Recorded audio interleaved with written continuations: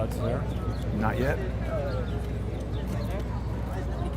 Charles, welcome to the wonderful world of green dots. We're live. It's a beautiful day, not just from the standpoint of the weather, but we've just recently experienced a bombshell press conference from James Comer. Absolutely. And before we get too deeply into it, we got to congratulate the art department. Oh, thanks. You know, every once in a while, the art department hits better than a grand slam home run since it's baseball Well, season. let me just take people through this, because this is the movie James and the Giant Peach, but Joe and the Giant Impeach. How will he avoid being impeached by the talented James Comer and Jim Jordan, of course, and what's this guy's name? Byron Donalds? Yeah. He was great today. And even Nancy Mace was very Right, impressive. we've got Nancy Mace there, and then there's another female character in this movie, so I added Lauren Boebert. Even though she wasn't there today, I'm sure she's on board with impeaching Dumb Joe. And I'm not super familiar with James and the Giant Peach, so if I've put anybody in a role that doesn't suit the character of the film, that was not intentional, but I'm excited for what might happen, Charles. As you should be. And this is... Well, we're going to be in the First Amendment Forum in about 25 minutes from now, but I wanted everybody to get an opportunity to see the park and what's going on, and you know, all these people raising their kids to be hooligans, using devices in the park that they shouldn't, having bicycles in the park when they shouldn't, etc. Right. There's so much to discuss today. Indeed. So, starting with Comer, I mean, the mainstream press was pre-butting the Comer report before he got started, and I have to say, I found his presentation to be quite compelling. I agree. And as somebody who has been involved over many decades investing in actual businesses, right? I could tell you that the level of detail that I saw presented just in summary form in the opening minutes of the 50-minute presentation, that is scaring the shit out of the Bidens. Because it's just evidence straight from the bank, right? It's a kind of evidence that, I don't know if you remember Comey's presentation on what they found back in July of 2016. He started talking about, you know, this device and this whatever, incredible level of detail. The headline I thought on Comer is they're talking so far about $10 million of fraud. $10 million. That's, you know, the Clinton Foundation at its prime was doing more than $10 million a week. Wow. You know, so I mean, that's real money, Charles. It's a serious money. And then when you count all the affiliates around the affiliated supposed organizations, donors, you know, if you really got into it with that level of specificity, we know from Nate Kane, right? The interview that we did with Nate Kane, which I would encourage the audience, if they haven't seen it yet, to definitely take the time. The many things that we've done, you know, that's one that was, first of all, a pleasure to watch, because it was so skillfully put together by our editing department. Oh, watch out for the bad luck spot. Don't want to go there. No. Well, thank you. People can still see that on Odyssey.com. Definitely don't want to go here. /@Crowdsource the Truth and everywhere else with all these spots here. Well, it's this guy. He was actually standing next to us when we started one of these walk-arounds recently. Huh. And, and he comes here. He's got a way to be contacted, and I think he sells his art. But not good. But with regard to the detail that you're talking about, Charles, people are going to be able to get a lot more of that on charlesortel.substack.com.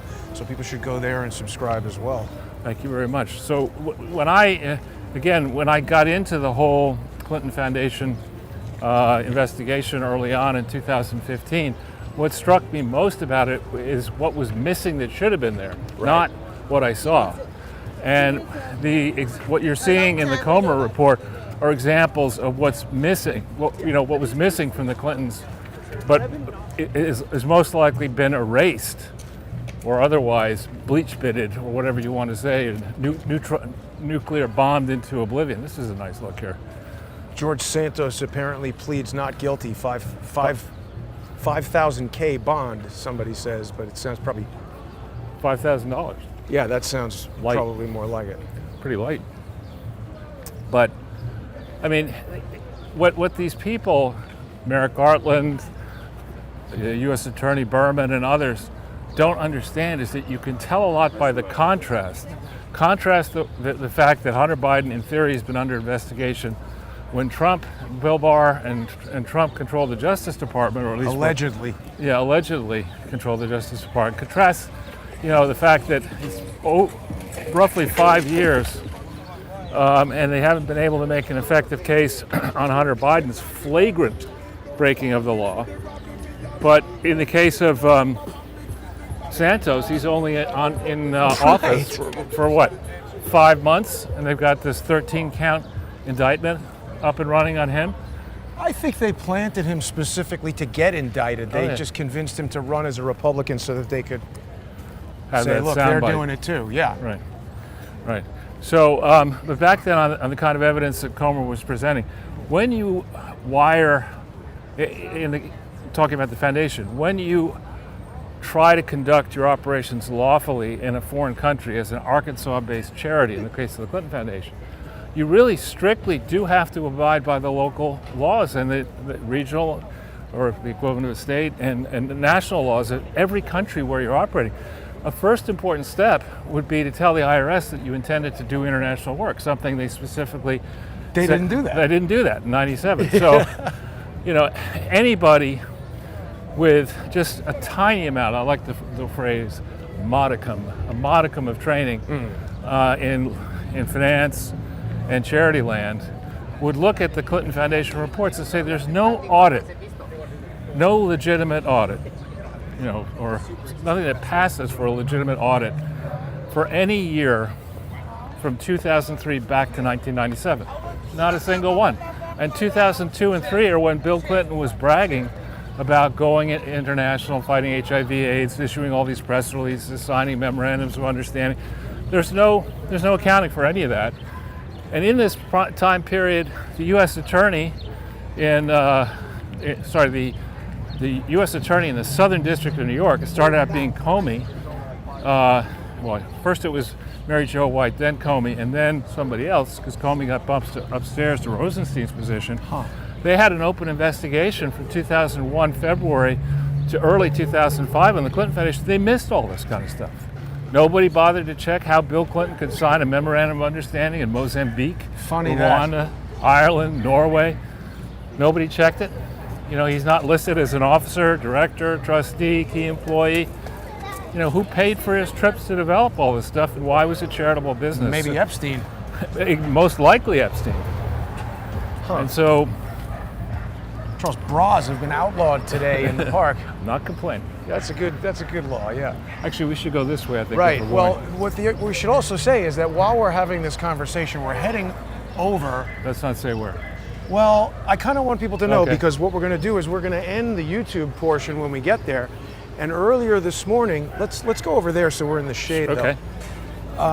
James Comer made our friend Georges Berger a little bit more famous, saying that he wants him to come forward and share details of who's getting these paintings and where the money is going. I don't think Mr. Berger is going to have very much of a choice. So we're going to see if he's in the gallery and ask him if he saw the press conference and if he wants to share anything with our audience. But people will be able to see that by becoming members on odyssey.com/@crowdsourcethetruth, or subscribing for a paid subscription on Substack at crowdsourcethetruth.substack.com. And of course, Charles, sponsors on subscribestar.com and patreon.com will be able to see it as well. Not to go too non sequitur on you, but we're also going to want to talk about Tucker Carlson announcing that he plans to start broadcasting his show through live streams on Twitter. Right. And the various convulsions of left-leaning morons who think that means that Elon Musk is paying Tucker Carlson to do something. There's been no indication that that's the case.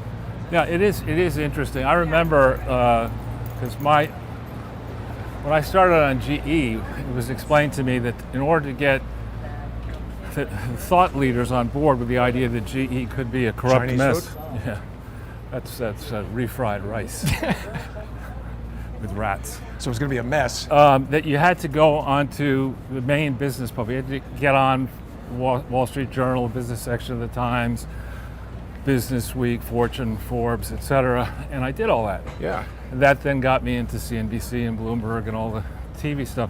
And I remember when you came along, and actually before that, when different podcasters said, will you do an interview? I took the position, I'm not going to turn up my nose at a podcast. I don't know if it's that widely watched or not, but why not try it? I'm trying to get the message out as many different ways as possible. And, being an old fart, which I am happy to admit I am, I'm set in my ways. I mean, I was raised on TV, actually black and white TV. I even remember the days when we would listen to radio when I was very young. Did you ever have one of those TVs with a magnifying glass in front of it to make the image bigger? No. I remember seeing one of those in the store and being like, what? No. But we did have very small black and white, actually 3 very small black and white TVs. Where the box is huge and the images are tiny. No, the box is like that. It's a small one. We got it in what happened was, the brief story is I got very, very sick with pneumonia. I was out of school for half of, I think, kindergarten, and or maybe nursery school, whatever. And so, I'm a sick kid and all. What to do with the kid? The boob tube. Maybe we'll get him a boob tube. So they got one for me, and then the struggle was, what about my brothers? What if they wanted to watch something different? What if the parents wanted to watch something different than that? So we got 3. Somebody had to invent the DVR and the VHS cassette and all that. But on podcasting, what I increasingly, because when you flip the TV channels now, the ads are so revolting. Yeah. On Fox. I mean, it really, it would almost be like they're one step away from being like the advertising the Robin Bird show. You remember that? Baby, let me bang you, Bob. Exactly. Get Al Goldstein reviewing electronic products. Yeah, that's about as close as they are right now to because their ads are so, there's one ad, without getting too deeply into it, although this is pretty deeply into it.